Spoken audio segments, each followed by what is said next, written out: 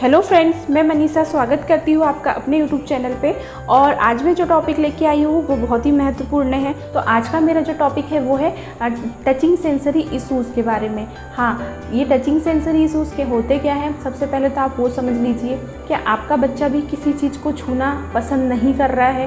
क्या उसे धूल मिट्टी खेलना बिल्कुल भी पसंद नहीं आ रहा है? क्या वो अभी भी अपने हाथ से खाना नहीं खा रहा है? अगर उसका हाथ थोड़ा सा भी खाना खाते वक्त खाना अगर हाथों में लग जाता है तो बोलता है कि मम्मा इसे धो दो, ये गंदा है। तो ये प्रॉब्लम है उसकी टचिंग सेंसरी इश्यूज़ वाली। आगे डिस्कस करने से पहले आपको बता दूं कि कुछ गलतियां तो हम पेरेंट्स लोगों की भी होती है, क्योंकि हम लोग क्या करते हैं कि बच्चों को, अगर बच्चा बड़ा भी हो गया है तो हम उन्हें हाथ से खाना नहीं खाने देते हैं, उन्हें धूल मिट्टी में खेलने भी नहीं देते हैं ज़्यादा। और ये बात सही भी है कि हम आजकल का ज़माना वो रहा भी नहीं, क्योंकि हमें उनकी साफ़ सफाई का भी बहुत ध्यान रखना पड़ता है। अगर वो धूल मिट्टी में खेलने जाता है तो अगर कहीं इन्फेक्शन हो गया या कुछ हो गया तो हमें ही उल्टा डॉक्टर के पास लेके दौड़ना पड़ता है। तो इन सारी चीज़ों का बहुत ध्यान रखना पड़ता है बच्चों के मैटर में। तो आज जो मेरा जो टॉपिक है टचिंग सेंसरी इश्यूज़ के बारे में, तो मैं आपको घर में ही कुछ ऐसी एक्टिविटी बताऊंगी जिसके द्वारा अगर आपके बच्चों को टचिंग सेंसरी इश्यूज़ वाली प्रॉब्लम है तो वो आप घर पे ही कुछ एक्टिविटी के द्वारा ये प्रॉब्लम आप घर पे ही उनकी सॉल्व कर सकते हो। तो आइए मेरे वीडियो में बने रहिए। और प्लीज़ आपको अगर मेरा वीडियो अच्छा लगा हो तो उसे प्लीज़ सब्सक्राइब ज़रूर कर लेना और मुझे कमेंट्स करके ज़रूर बताना कि आपको ये मेरी जो जानकारी है वो कैसी लगी। बच्चों को इस प्रकार से मिट्टी आप घर पे ही खेलने के लिए दीजिए। तो ये गमले की मिट्टी है, आप आपके गमले में से मिट्टी ले लीजिए और इसे अच्छे से बारीक करके इस प्रकार से खेलने दीजिए। चाहे तो आप इसमें पानी भी डाल सकते हो और पानी से भी इसे थोड़ी देर ऐसे खेलने दीजिए। तो वो जब हाथ में उसके टच होगा, पहले तो वो छुएगा नहीं, बट वो धीरे धीरे इसे छूना पसंद करने लग जाएगा। तो ये फर्स्ट एक्टिविटी, मिट्टी आप घर पर उन्हें खिला सकते हो। सेकेंड एक्टिविटी की बात करूँ तो सेकेंड एक्टिविटी है ये रेत, बालू। स्कूलों में भी मिट्टी और रेत शायद स्कूलों में भी खिलाते हैं, बट हम घर पे भी अगर किसी बच्चे को टचिंग सेंसरी इशू है तो उसे घर पे भी इस प्रकार से आप रेत खिला सकते हो। तो पहले तो बच्चा इसे छुएगा नहीं, बट आपको करना क्या है, इसमें कुछ पैसे डाल दीजिए, कुछ सिक्के डाल दीजिए या फिर उनका पसंद का कोई टॉय छुपा दीजिए और अब उन्हें बोलना है कि इसे ढूंढो। तो वो इस प्रकार से जब ढूंढेगा और तो ये जो रेत है उसके हाथों से टच होएगी। इस प्रकार आप रेत भी बच्चों को घर पे खिला सकते हो।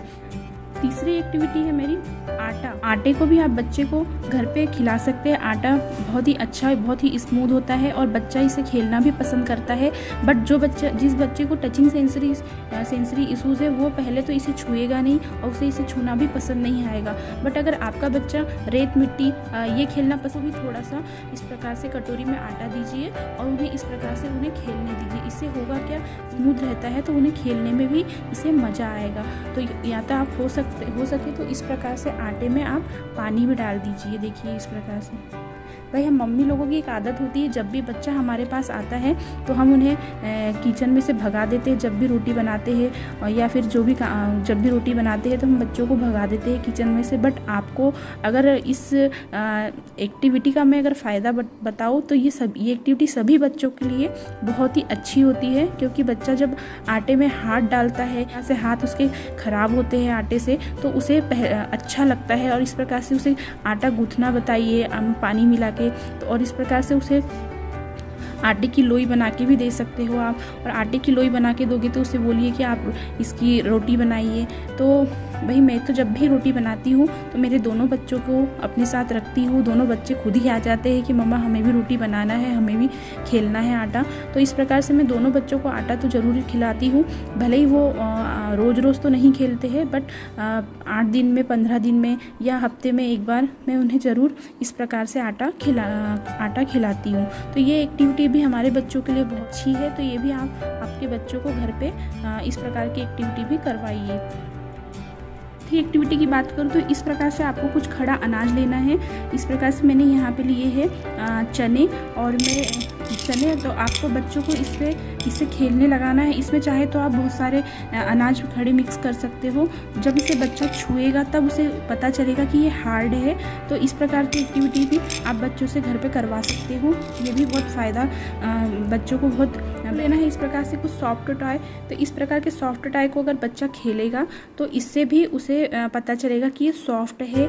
तो ये हार्ड के लिए मैंने वो बताया, सॉफ्ट के लिए इस प्रकार से आप कुछ टॉय लीजिए और बच्चों को इससे खेलने दीजिए। तो ये भी टचिंग सेंसरी इश्यूज़ में बहुत ही हेल्प करती है। इस प्रकार से टचिंग सेंसरी इश्यूज़ में इस प्रकार की कुछ टचिंग सेंसरीज बॉल भी आती है, सेंसरीज खिलौने बॉल आती है। तो इस प्रकार की बॉल भी आप मार्केट से परचेस कर सकते हो। ये बहुत ज़्यादा महंगी नहीं है, बस आपको इस प्रकार की बॉल लेना है। इसमें देखिए ये जो छोटे छोटे ये जो बबल्स बने हैं ये हार्ड है। इस प्रकार से बच्चा उसमें हाथ लगा के खेलेगा और उसे टच करेगा तो उसे इससे खेलना भी धीरे धीरे पसंद आएगा और इस प्रकार से उसकी टचिंग सेंसरी इश्यूज़ की प्रॉब्लम कम होगी। और इस प्रकार से हम घर में बहुत सी सारी एक्टिविटी है जो बच्चों को करवा सकते हैं। जैसे कि अगर आप कपड़े धो रहे हो तो बच्चों को सर्फ़ का पानी बनाने लगा दीजिए, अगर आप जो भी काम कर रहे हो अपने बच्चों को अपने साथ इन्वॉल्व कीजिए। अगर कपड़े सूख गए फोल्ड करने के लिए लगाइए। तो इस प्रकार से बच्चा धीरे धीरे अगर घर के छोटे छोटे कामों में वो हेल्प करेगा तो उसकी हेल्प भी हो जाएगी, उसकी टचिंग सेंसरी इशू की प्रॉब्लम भी ख़त्म हो जाएगी और बच्चा कुछ चीज़ें सीख भी लेगा। तो आई होप कि आपको मेरा ये वीडियो पसंद आया होगा, और पसंद आया होगा तो इसे लाइक कर दीजिए, सब्सक्राइब कर दीजिए और मिलती हूँ आपको एक नए वीडियो के साथ।